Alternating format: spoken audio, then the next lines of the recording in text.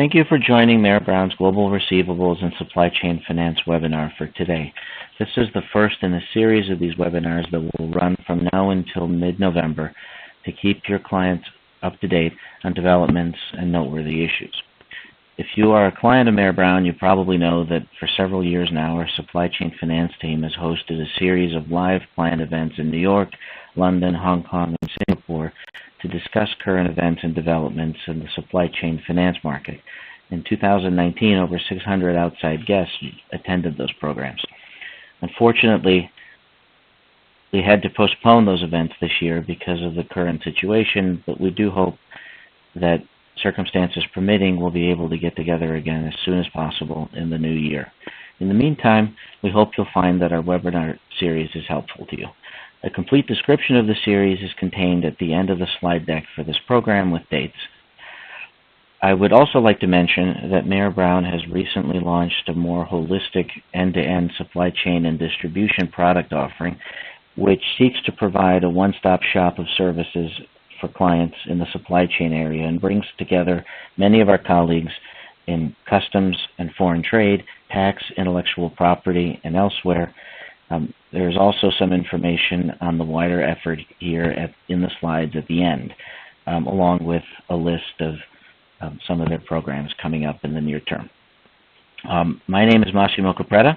I'm a partner in the firm's finance department, and one of my responsibilities here at Mayor Brown is to help look after our supply chain finance team in the United States. I have various other colleagues around the world in the firm, and if you dial into some of our other programs in the future, you'll also be hearing from them. A couple of colleagues who you'll be hearing a lot from today are Rich Ziegler and Bianca Soares. If you're a regular client of our practice, at some point or another, you've probably spoken to Rich Ziegler.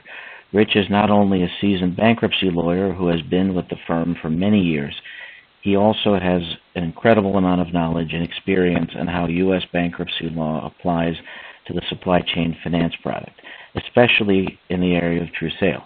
Rich has spoken at many of our programs in the past, and we're really looking forward for his participation today. Also joining me today is my colleague Bianca Soares. Bianca is a senior transactional lawyer here at Mayor Brown, and these days she spends the majority of her time on receivables and payables work. In addition to her regular duties, Bianca has an extensive amount of experience working on these types of transactions in Latin America and regularly works with our colleagues in Brazil, Mexico, and elsewhere. Before we begin today's webinar, I will cover a few administrative matters and then we'll get going. First, at the bottom of your screen, you will notice there are multiple application widgets you can use. Answers to some common technical issues are located in the Help widget. Also, in the Resources List widget is a PDF of today's slide deck, as well as a more detailed article covering the same topic. This actual webinar was created from a larger article that we distributed to our mailing list a couple of months ago, so there's no need to take notes really. If you just download the article, it'll have most of the things, or if not all of the things we talk about today. Finally, we plan to allow time during the program for questions, hopefully. To submit a question electronically, please use the Q&A widget. If we don't get to your question during the webinar, which has been known to happen, we will make every effort to follow up with you afterwards and make sure we're addressing whatever your concern may be. The focus of today's program is on or what we call the 10 most common insolvency questions in receivables and payables finance, with a focus on the U.S. And really, given the current economic situation, we've been fielding a lot of these kinds of questions from clients the last several months, and we thought this would be a good start to the series. It also, I think it's a good format to do because it works well for a webinar. So we're actually going to do a few of these, most common questions over the course of the series covering different topics.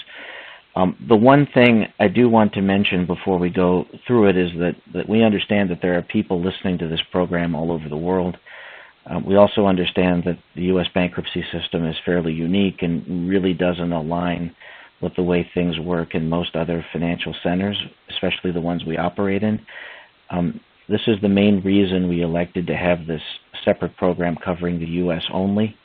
If you join us next week, I think at the same time, There'll be a companion piece to this presentation that will focus on the UK, Hong Kong, Singapore, and a couple of other key jurisdictions. And those will be the only two of these programs that will be done separately. The rest of these going forward will have participation from our various colleagues around the firm and in various countries. So we'll try to provide, a more global view in those programs. Okay, with that out of the way, let's get started with today's program. Bianca, why don't you go ahead and take us through the questions? It looks like I've talked through the first few slides, so we can just go ahead and start on slide number 5. Thank you.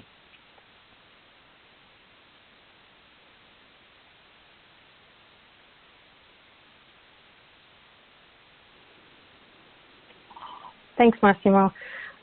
Rich is really the star of the show here, but I'm going to put things in context and kind of explain how our clients most of the time come to us with questions in relation to insolvency and bankruptcy.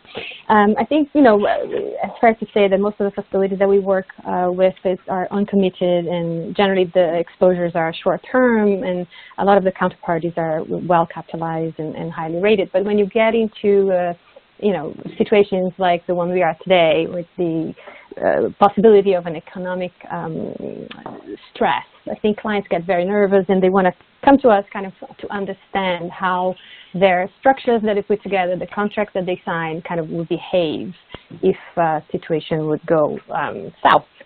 So in those situations, I think they come to us with questions such as, a company would need to be insolvent to file bankruptcy, right? Like that would be the case, right, Rich?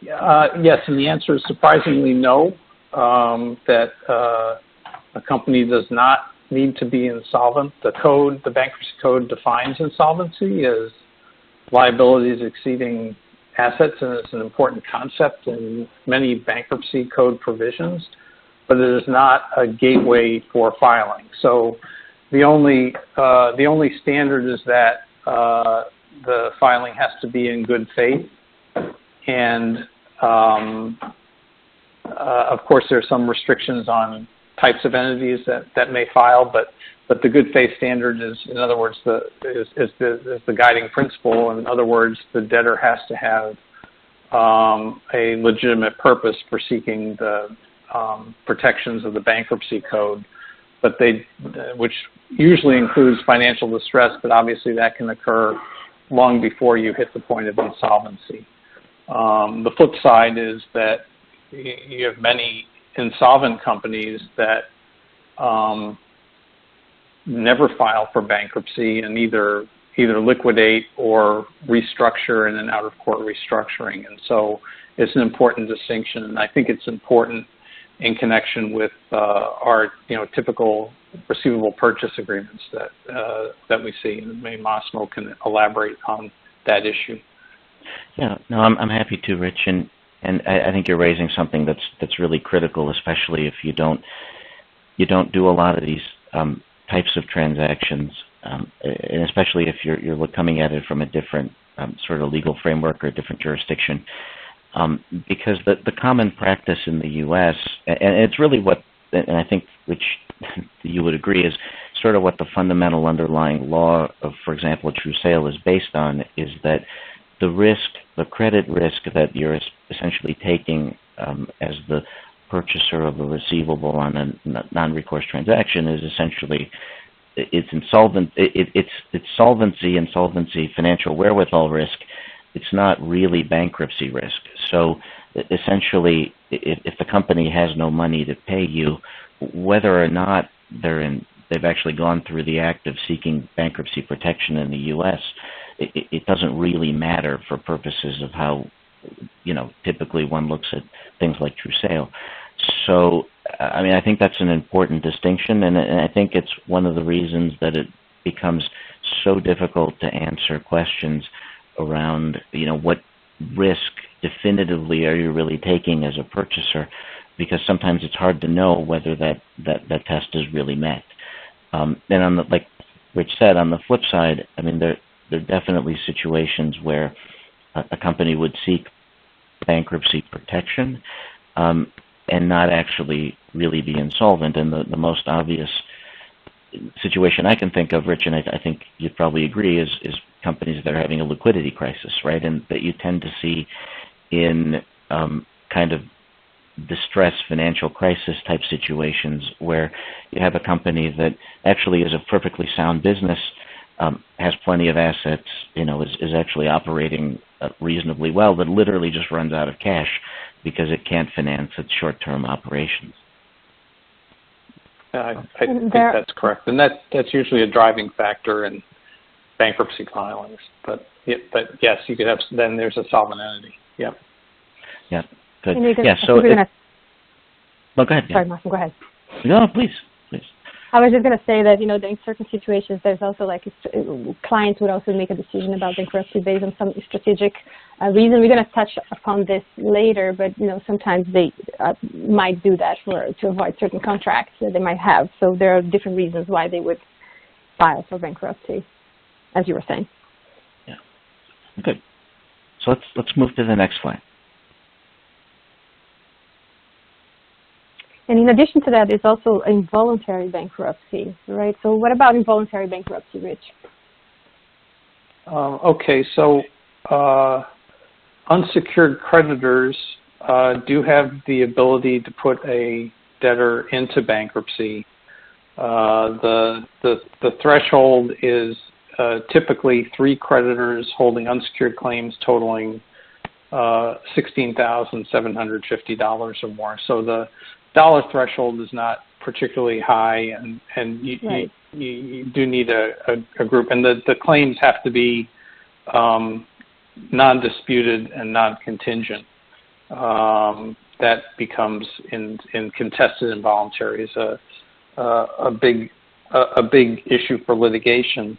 Now, unlike in the voluntary petition, in order to prevail on an involuntary petition, the creditors have to show that the debtor is generally not paying its debts as they become due. But these are relatively rare. I think I don't have the most recent statistics. Traditionally, involuntaries constitute well below 5% of the total bankruptcy cases filed every year. And there are reasons for that. It's not without potential risk. If the petition, for example, is filed in bad faith, you could be liable for damages and for costs. Then this would come up obviously if the petition is dismissed. I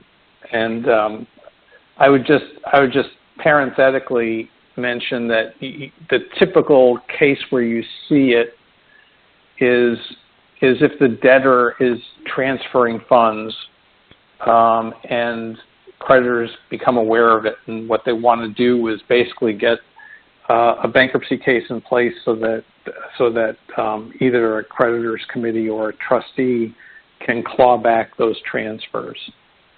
That's typically the driving issue on voluntary. Yeah, and then in the context of the deals that we work on, at least, I kind of find, this thing's a little bit of a red herring, right? Because the right kind of exists, and if you're a creditor, and if you're an unsecured creditor, that would essentially be someone who's maybe bought some receivables from some company and now is trying to collect them. But at least I find that we essentially never see this in the supply chain area because there's such a long lead time to actually getting the case actually approved, right, Rich? I mean, it's not like you show up and you just make the filing for an involuntary bankruptcy and the company just immediately goes into bankruptcy protection. No, there's what's called a gap period. There's a filing of the petition, and then you have to go to a hearing to prove all of these, the inability to pay and anything that's contested with regard to the claims, whether they're contingent or non-disputed. And so it can take quite a while. I've seen a few. I've seen a couple where it actually lasts for months, and it usually too, it's not like it's a quicker road to a resolution, and so you always get the sense that something's gone terribly south if you're in an involuntary situation. Yeah, I think that's about all we need to say about this one. Yep. And here I think we get to one of the most important concepts in bankruptcy, the automatic stay. So I guess clients not always understand what that means and the extent of the automatic stay. So Rich, can you just help us here understand, what is the automatic stay and why clients should be aware of that and care about that? Okay. The filing of a bankruptcy petition immediately puts into effect the automatic stay, which is a statutory injunction against actions to collect debts from the debtor, to take actions with respect to its property, to foreclose, to terminate contracts, to sue them for debt or for set-offs. Pretty much if it's, you can look at it and say, at least as an initial cut, if it's something I want to do to collect my debt, it's probably stayed. There are some exceptions, but by and large, it's very broad. And so it applies. It says it's applicable anywhere the debtor's property is located throughout the world. Obviously, there are issues with enforcement if it's, if the assets are in, Asia or other locations, but it is broad. And if you're doing, we've had the case where someone wanted to take action in Asia, and the question is, are you going to be subject to the bankruptcy court's jurisdiction? So if you come back into the bankruptcy court to assert your claim and you've been taking actions in violation of the stay somewhere else in the world, you still have an issue. So, and the one aspect of the stay that I think is important, certainly important in our true sale opinions and important in this context, is to note that one of the provisions says actions that are stayed are actions to take property against actions against property of the debtor or property in the possession of the debtor are stayed. In other words, you can't use self-help if the debtor is in possession of property that's not necessarily its own, and I think that's important in the context of true sale, particularly in with respect to collections on receivables that have been sold. And I think it's bigger than that too, right? Because I think it kind of gets to kind of one of the fundamental distinctions between doing a receivables purchase transaction like as a securitization and doing a receivables purchase transaction outside of securitization, right? Because when you have a structured securitization facility, I mean, one of the main purposes of that structure is to take the collections and the receivables and the bank accounts, essentially that are receiving all of the cash on the receivables you purchased or financing outside of the automatic stay by parking them into an SPV, right? But when on these direct purchase bilateral transactions, you don't have that element to it. So essentially, by definition, right, the seller, the originator, the supplier, whatever you want to call them, they're going to be in possession of that property at some point, even if it's not their property and it's been sold to you. So I think a lot of times we gloss over that, or clients don't focus on that.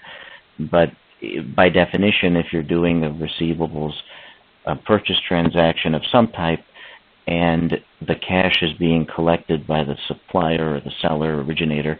So essentially it's a servicing retained transaction, which is by far the common practice in the U.S., and essentially the purchaser isn't collecting the money themselves. By definition, the automatic stay is going to apply, at least initially, because that person is the person who has the property, right? Rich, I think that's a question we get all the time, and we can talk about some of the specifics on the next couple of slides, but it is important to note that yes, the automatic stay, at least at the onset, is going to apply to your transaction. Right. And to your assets all over the world, which I think is not something that everybody realizes as well. Yeah. Right. So we'll get into some of the specifics on the next couple of slides. So why don't we move to the next one? I think this is another very common question that clients would have, or a misconception about the automatic stay as well. So they would say that they bought the receivables in a true sale. They should own them outright, and they should have them outright. So how can they just go ahead and take them from the bankruptcy safe? In the right. If it's under an automatic stay, so what would be the response? Yeah, so I think maybe that's a great question, because really, and kind of just following up on what we were just talking about, I think the first thing is I think people don't realize that the automatic stay actually applies to them even if they have a true sale, at least initially, yeah. Right, Rich? Yeah, no, that's correct, and we make the distinction, right? The statute says the creditor is prevented from taking action to gain possession. However, it doesn't stay the debtor from turning over the proceeds, and you see that distinction in every true sale opinion. Now, as a practical matter, the seller / debtor may refuse to do that without a bankruptcy court order, and so typically, these issues get raised in first day hearings. For those who are not familiar, I mean, the bankruptcy petition gets filed, and there are a number of matters that need to be heard right away, particularly with regard to the debtor's cash management and its use of cash collateral and perhaps debtor in possession financing for the bankruptcy case. And those are heard on an expedited basis, and so you'll usually be in front of the judge within 1 or 2 days. And so this is an issue where if the debtor's not willing without an order to do this, you're going to face maybe a couple-day gap before you can get an order that says it's okay for them to keep using their cash the way that they had been before the bankruptcy court, which is fundamentally, with a lot of other qualifications, but fundamentally what the cash management order would say. Now, if the debtor says, I just refuse to turn it over, or they want to create a contest, then you'd have to go in and get relief from the automatic stay, which require the filing of a motion. And it's hard to see if it's the buyer's property that would be heavily contested unless someone had an issue with regard to the overall transaction itself, or maybe perfection of the sale.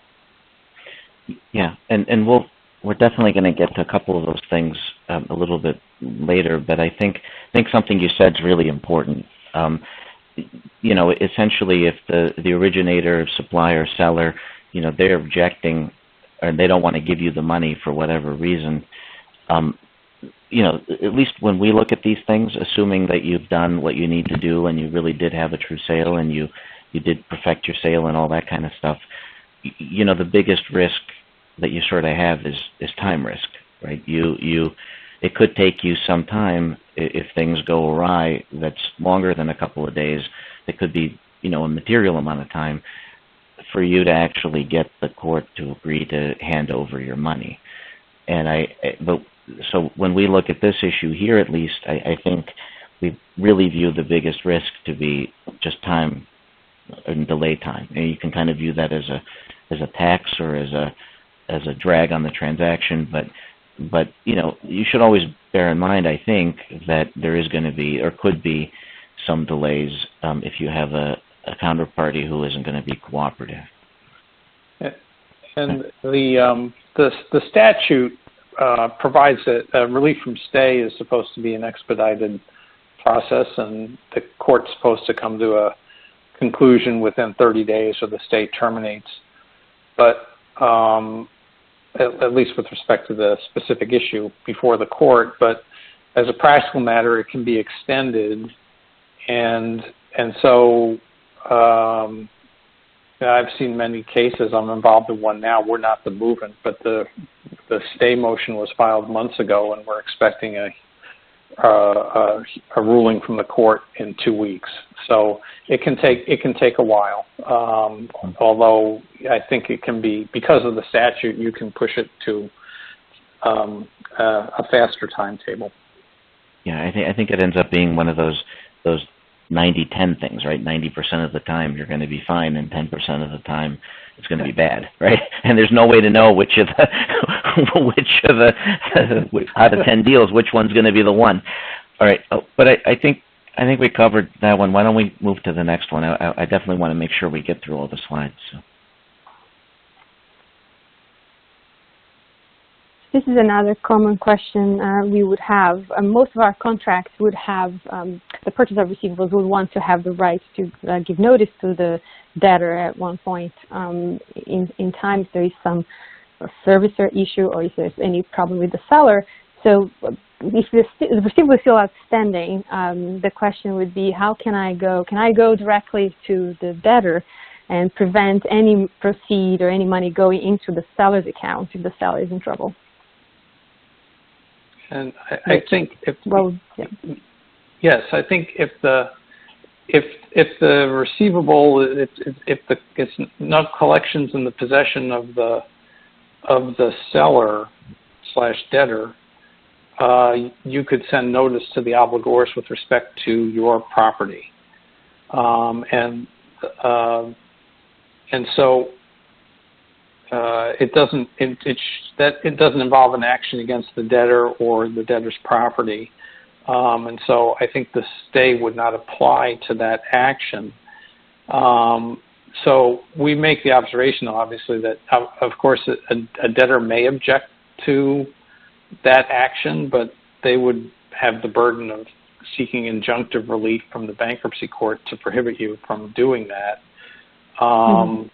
And then the other practical point is that I think many of our clients may be reluctant to do that without the comfort of a bankruptcy court order, and so that's something that if someone wanted to do that, that would have to be addressed. I think would be addressed in those first day hearings. But you can see that it's a point at which there's a lot more distress than in your typical case where you say, okay, just let the money keep flowing through and we'll keep the program in operation, because you're basically shutting it down and taking the proceeds. Yeah, and there are a couple of issues that always come up. I think that what you said, Rich, is important too, about the purchaser or the bank or investor wanting to get court approval, because there's a couple of issues that come up a lot, which especially I think sometimes come as a surprise to people who especially are not from the U.S.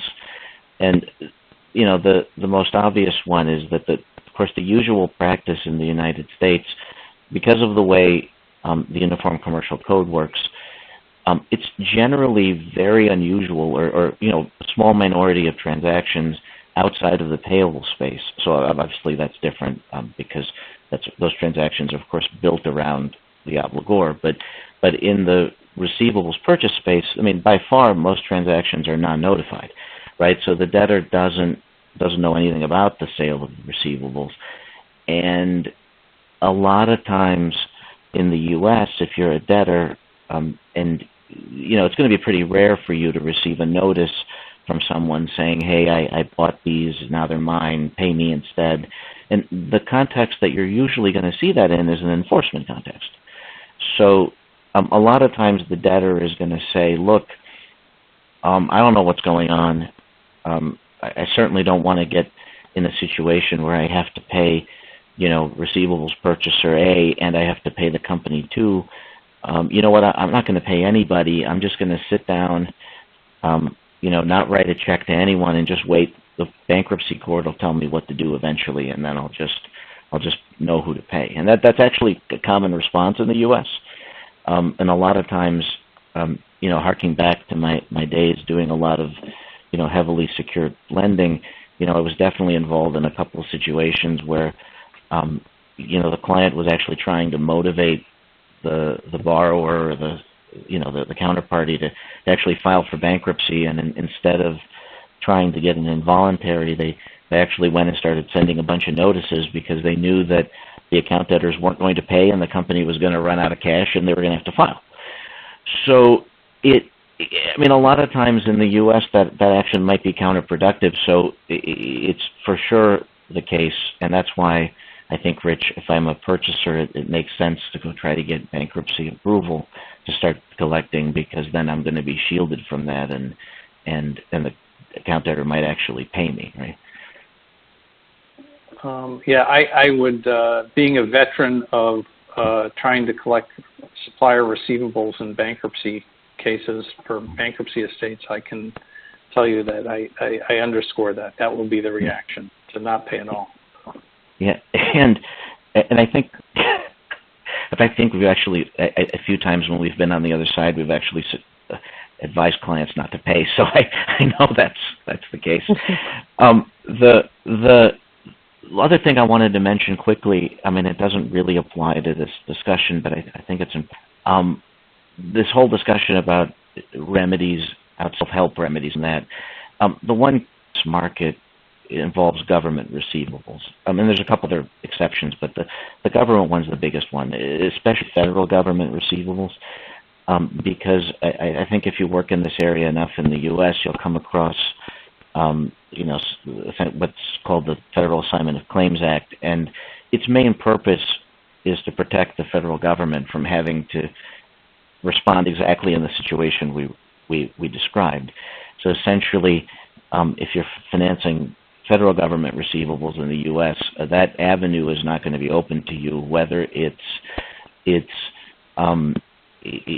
or outside of bankruptcy. Essentially, in those types of transactions, it's very difficult. There are exceptions to this, but they generally don't apply to the types of deals that we work on, at least.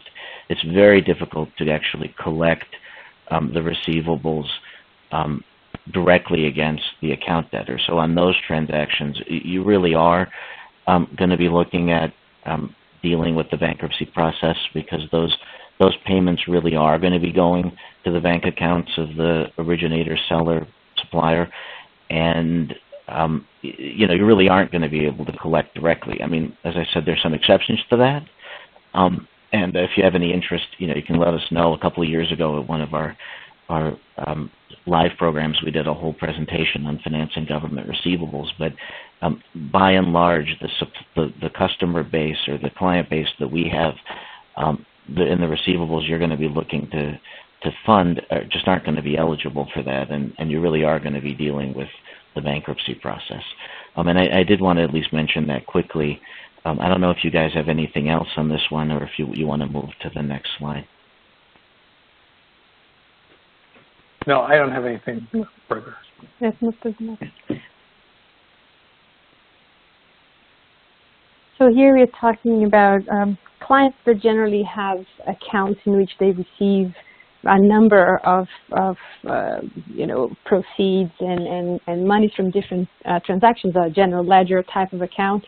And when we set up transactions for certain clients, they would say, the seller would not want to change their operations. They want to keep the accounts as they are. and they have this general account, and our money is going to go through that account before it reaches us.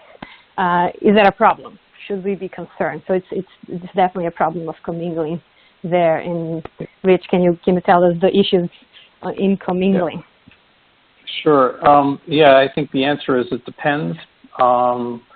It depends on how many sources of cash there are going into the same account, and how long the commingling lasts. Those are the two, I think, main factors. And obviously, there are issues with commingling vis-a-vis cash, other cash of the debtor. It can get even more complicated if there's cash belonging to other buyers or encumbered by liens of other secured creditors, because then you have a lot of inter-creditor issues as well. It's always a factor in the true sale analysis. And it always creates a risk that in the bankruptcy case, your cash is going to wind up getting used by the debtor.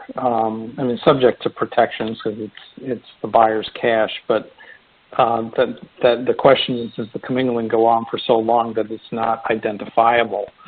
So as a benchmark, the pre-2001 Article 9 provision used to say if cash were commingled in an account for more than 10 days, the buyer / secured party lost its interest in those proceeds.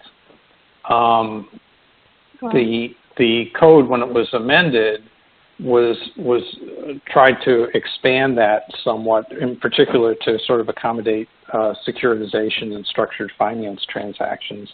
And so now what it says is that as long as you can trace your cash into the account, which may allow it to go for a longer time. My experience in dealing with that issue in bankruptcy is that a distressed debtor's account can fluctuate wildly in the kind of lead up to a bankruptcy, and so you would have to be very cautious about how long you allowed commingling to go on. So what the statute says now is that you can trace. If you can trace your cash, you still own it, which is fine. But and I always make this point at the seminars we've done, that tracing requires not only showing that your cash went into that account, but you have to show that it's still there. And so, for example, if the balance of the account is high enough that it includes the money that are your collections, there's a presumption that your collections are still there. But then, for example, if the balance of the account goes below the amount of your collections that have gone into the account, you will be stuck with that lower balance in terms of your ability to trace. And that's true even if the debtor puts more cash in later. That's just, it's a trust principle actually, but it's been incorporated into the bankruptcy code, the Article 9 rather. And it like I said, it gives more flexibility than 10 days. It's possible you can trace out, to 30 days. Although, as I said, because of potentially wild fluctuations in these accounts in a distress situation, that may not be possible. So that's, I think, why in a lot of transactions, the preference, especially if the debtor is not rated or distressed, is to have the collections transferred to a segregated account within a reasonable amount of time. Yeah, and I think. And the other thing about tracing is also depends on the seller giving you evidence of the amount in the accounts. In other words, how is it traced? Yeah. Well, yeah. I think that's a great point, Bianca. It's going to be very hard to prove that the money is your money if you're not getting reporting from the seller with reconciliation showing exactly. you that their receivables actually paid, right? So yeah, for sure. I think the most important thing that goes along with that is, and that's why you see it a lot in RPAs when we're doing transactions, is that there'll always be language in there, or there often is, that says, well, of course, you have the ability to you yourself, the company, have the ability to trace these collections and report them to us. Even if you're not doing it every day or every week, if we asked you, you could. And that assumption is sort of built into a lot of the true sale opinions too. I think we should probably can't stress that enough, Rich. Right? It's you really do have to know what you have. No, I agree, and you're right. It is assumed in true sale opinions that you can do that. Yeah, and I think the reason, and I guess we can just leave with this point, because this is a really complicated topic, and it we could spend probably an hour or two just on this, but what makes questions around these issues so hard to answer is the just infinite series of permutations that exist in the transactions that we see about how collections are being done, where they're going, how they're going, what security you have, what don't you have.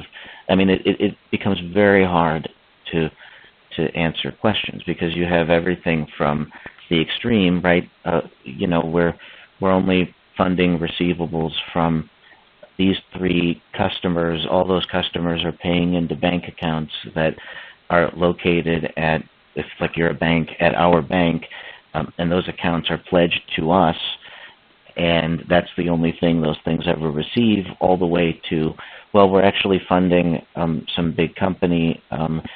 There are no segregated accounts. The money actually hits a bunch of ZBAs, and those get cleared out every day, and they're receiving a bunch of other payments, and then the money goes to a central collection account at the company, and that account's actually pledged to someone else, right?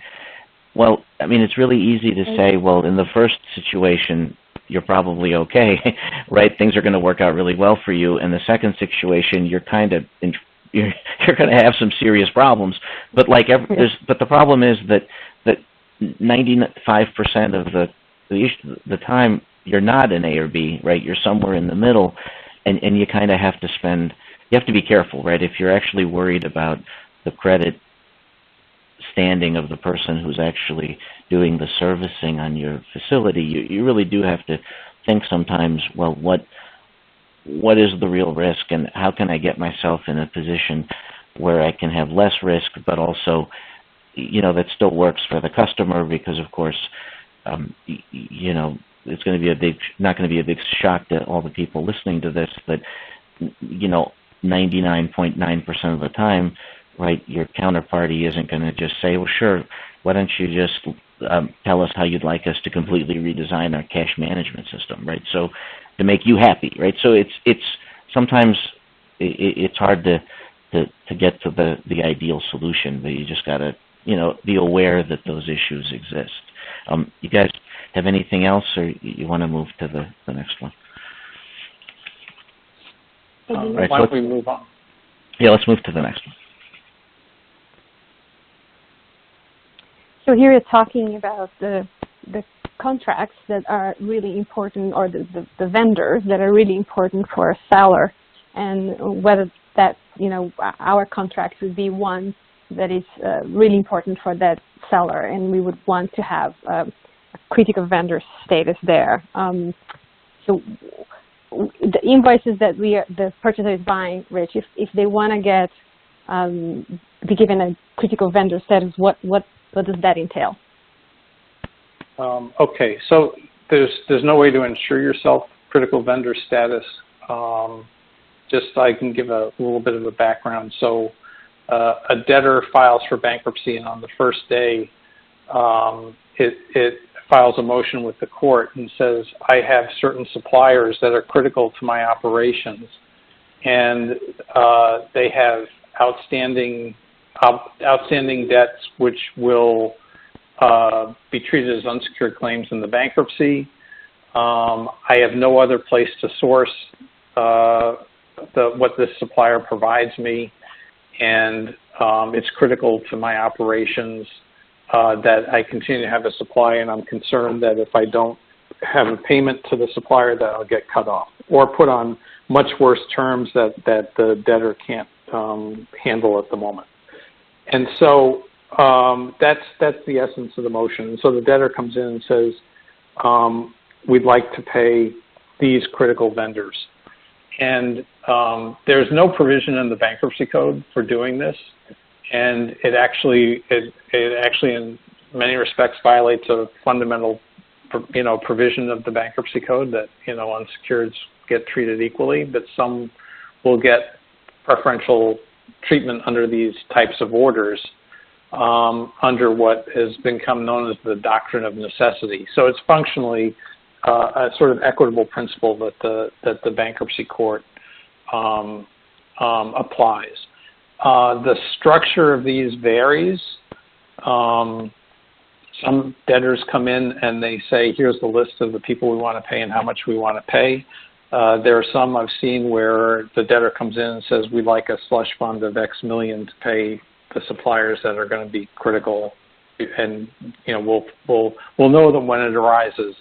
And so the second aspect of this is that the reception of the bankruptcy court varies. So these are very common in New York and Delaware, and they are almost always granted. If you're in other jurisdictions, it may be not so much so. I had a case in Texas once where the judge told the debtor's counsel, you're not in Delaware, so put on your proof. And so it may vary. And then, for example, the slush fund sample or example that I gave was a type of critical vendor motion is prohibited. The Seventh Circuit there's a case that went to the Seventh Circuit where they said this is not allowable under the bankruptcy code. So if you're in the Seventh Circuit jurisdiction, that's not going to work. So it's somewhat uneven, but because it's not in the code, you can't look and say my receivable is going to be treated as a critical vendor. Well, and Rich, I think another important distinction, I think that I think gets lost a lot of times in this discussion is that it doesn't necessarily mean that even if there is a critical vendor concept that is even available in a particular bankruptcy case, that's going to apply to like a financing entity that has purchased a bunch of invoices, right? Because I mean, at least when I look at this and I think about it, I mean, it's one thing for a bankrupt debtor, so just making up a name. Actually, I'm not going to make up a name because that's just going to get me in trouble. But like a bankrupt company that has suppliers who are delivering things that are absolutely critical that it needs to pay for is one thing. But I mean, I don't think it's the exact same thing to say, well, now that supplier has actually monetized that obligation, that pre-petition kind of those invoices, and they've sold them to someone else, and now that person should get critical vendor status, right? Because that person isn't providing anything to the company. Right. In fact, from the company's perspective, the debtor, supplier was paid, right? And supplier was paid too. So I mean, we get this question a lot, and where we kind of always come out. I mean, I'd actually be interested to hear if that view's changed. But in the past, where we've always come out is, look, well, essentially, you'd be relying on the debtor not knowing that you own the receivables, because they're probably never going to. You're probably never on your own standing as XYZ purchasing entity that bought these invoices going to convince a bankruptcy court to give you that status, right? Yeah, no, I agree with that. I don't know. I don't think even an aggressive debtor's counsel could justify the payment under the standards. There are some standards that they have to show. I know that I say they sort of readily get granted, but the pleadings in general say these are the reasons we need to do this, and if that just is not going to be met in the context that you're describing. Yeah, and I know we looked at this a while ago, and I know it's really hard to reach conclusions definitively on this kind of stuff just based on the way that the bankruptcy cases work and the difficulty of actually getting access to like an aggregation of records. But I know when we looked at this, at least in the last 18 months or so, we actually couldn't find a single case of this ever actually being successful, right? That of say like a bank that had purchased accounts receivable from a supplier going to a court and actually being granted that status on their own, right? And I don't think, I think that's probably true generally. I don't think you're going to find that situation because it just seems like it doesn't really fit within what the concept is supposed to be engendering, which is keeping the debtor in business, right? Like and motivating the supplier to keep producing the widget. So. Right. Okay. All right. So that's on that one. We could go into a lot of detail on that one, but we're just going to move on and to try to stay within the time. And please do give us a call if you have any questions or if you have a different view. We'd love to hear. So here's a situation when our clients receive notice or they learn that the client has filed for bankruptcy. They start worrying about, what happens to the receivables that they just bought before the bankruptcy filing. In money that they have received prior to the bankruptcy filing. So, Rich, what would be the issue that they should worry about there? Okay, it's going to be preference, but I'll explain just briefly the two major forms of clawback provisions. The first is preference, which allows a bankruptcy estate to recover, basically transfers unsecured creditors made within 90 days of the bankruptcy case. And what happens is if you lose a preference case and you return the money, instead of being paid in full, you'll be paid pro rata like everyone else. For a lot of, I've had a lot of clients, it's like it just seems very unfair. And the origin of it is, it was to take care of the situation where a debtor was paying his friends in full before the bankruptcy and everyone else was out in the cold. And in the old pre-bankruptcy code days, you had to show intent to prefer, but the time period went back much further than 90 days, and so the compromise was we get rid of the intent provision, but we shorten it to 90. So that's where this comes from, and a classic, payment to an unsecured supplier is sort of classic potential preference. There are defenses. Payments in the ordinary course of business. Sometimes you have an ongoing relationship, so there's new value being given to the debtor after you receive the payment, and those all are applicable.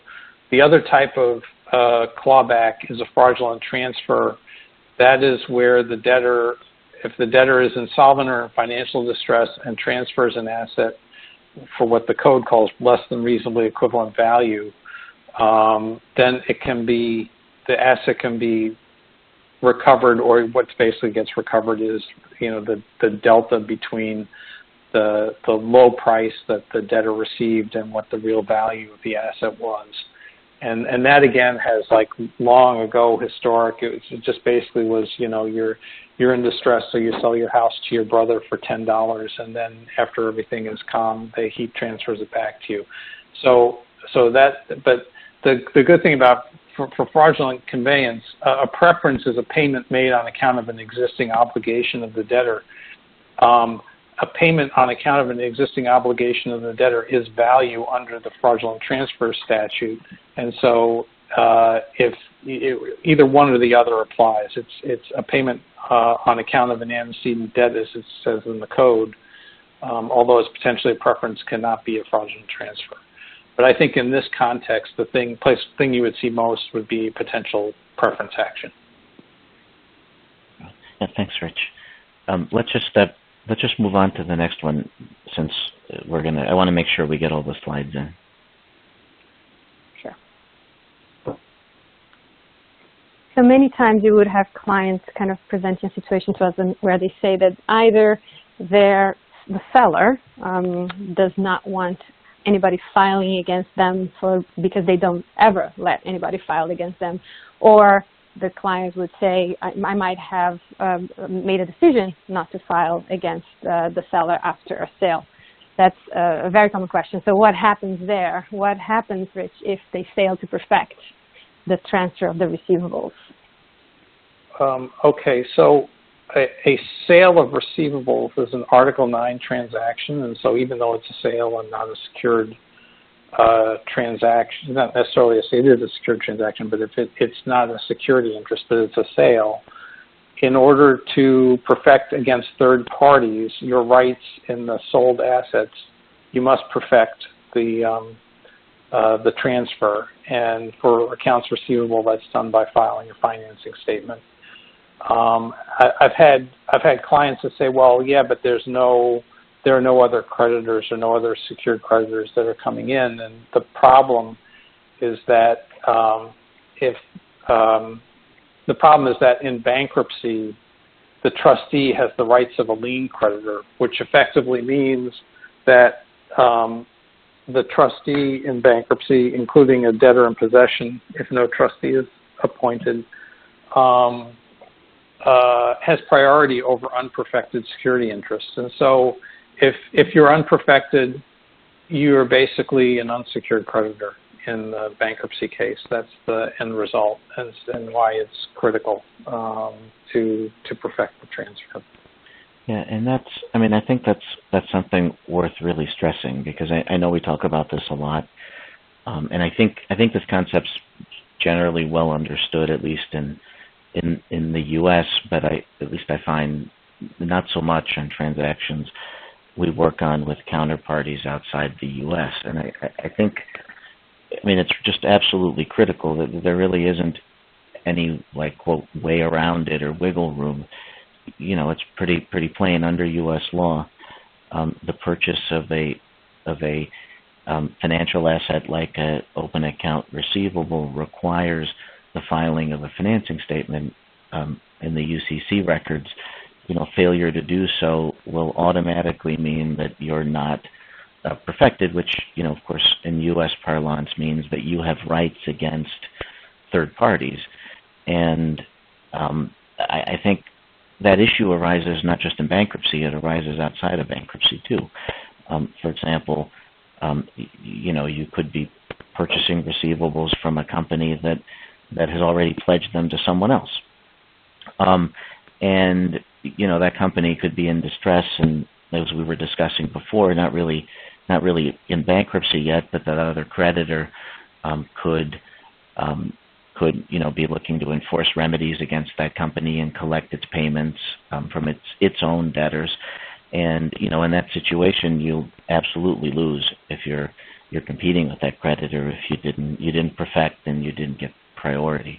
And that's something that we really, I know we talk about all the time, so if you've been to our events, you're going to hear us say it always, but filing is important, and it's relatively easy to do in the United States. Our system only requires a one-time filing. It doesn't require continuous registrations like you do in a lot of other places. So it's something that you really should do. And the one item I'll also mention very quickly is that, and this has come up a lot for us the last couple of years, because there are more and more participants in the U.S. market, and of course there are ways of financing receivables and payables in other countries that are not like a straight out purchase. So, for example, in France, it's very common to acquire or finance receivables using like a subrogation concept. And in the inventory area, we do a lot of off-balance sheet type inventory deals here too. And of course, outside of the U.S., it's in a lot of countries you have sort of these retention of title rights, where you can transfer inventory to someone, but then you keep title to the goods until you're paid. it's important to note that in the U.S., both of those examples and lots of other things, the way the code is designed, it would view those types of things as also an assignment under U.S. law. So those same filing and perfection requirements would be required for those types of products, even though they on their face wouldn't necessarily require it, at least where they come from, because they're supposed to be based on a different regime. And I did want to mention that because we actually get that question a fair amount, and there is actually a fair amount of case law, even in New York, especially on those types of issues. And generally speaking, they always kind of come out the same way. Pretty much, you need to file. So on that one, I think we can move on to try to get to the rest. But I thought that's definitely something that's important to mention. Bianca, why don't we move to the next one? Sure. So here's a question, perhaps for you, Massimo. We do get a lot of payables transactions as well, and in those transactions, our clients would have what we call confirmed receivables. The obligor would have stated that, their facility, it's basically they're going to pay the purchaser of the receivable directly and conditionally, irrevocably, if the purchaser buys from the suppliers that they have, their suppliers. So they would be, confused as to why they should worry about this, about bankruptcy or insolvency. I think I should have asked the questions, Bianca, because this is really hard, okay. Right? All right. Okay. Well, I think, and you're asking you're asking a rhetorical question, because I know we talk about this stuff all the time, and I think this is a really hard question, right? Because there is a vast array of documentation in the industry for, let's put it into the category of what risks is a buyer taking on a payables deal, and there isn't really a clear answer a lot of times, and sometimes that's maybe there is a clear answer, but the important takeaway from this, and then other than saying the following, I guess I'll just, if you have these kind of questions, I'll encourage people just to give us a call, because it really does get incredibly nuanced.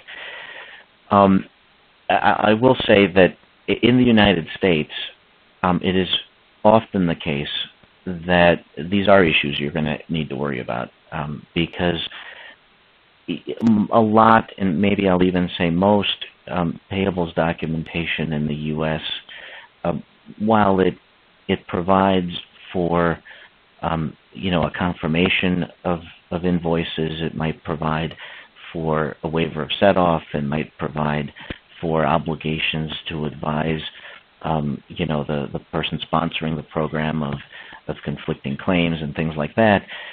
It doesn't necessarily insulate the funder from these sort of supplier risks, and that's intentional, right? Because, and this will get into a much wider discussion, and we're actually going to have another program that's going to cover this in more detail. But a lot of those structures, at least the ones that we'll call more plain vanilla, are designed to reach a very favorable accounting outcome. And of course, this is one of the kind of like hot zones or trigger points that really gets a lot of attention. So whenever we work on these kind of transactions, we at least always try to urge people to pay very close attention to what risks they're actually taking and what risks are actually being taken by the buyer, because it really does vary deal to deal and structure to structure, and the answer can be all over the place. So we'd really kind of urge people, if you're kind of grappling with that and you're not really 100% sure, to really focus on it, because it'll make a big difference in how you approach the transaction and evaluate the risk. But sort of 10,000-foot big issue, the answer, Bianca, as you know, is no. You cannot just ignore what we just talked about just because you have a contract from the ultimate obligor on the receivables that says the receivables are good and they're going to make payment on them without giving any value to any disputes or issues they may have with their supplier. And I think I'll just leave it at that, because anything else I say, I'm going to get myself in trouble. I don't know if you have any other views, but that's kind of where I come out on it. I know, I totally agree. And I think we are actually on time on our presentation. So. Oh, well, I do want to get one quick question in if we can, because I guess if we are, I'm not 100% sure if we're over time, but if we are, then I'm sorry. But I do want to ask this because it came in and it was really relevant to the discussion that Rich was making a little earlier about preferences. And Rich, this is a question for you, which I know you know the answer because you get this a lot. And it says, what if I file a UCC-1 just before bankruptcy? So, I mean, I think that means, you do see transactions sometimes where the receivables purchase agreement will say, well, you can't file a UCC to perfect your purchase, but if we default, or maybe even if we're insolvent or file for bankruptcy, then you can do it.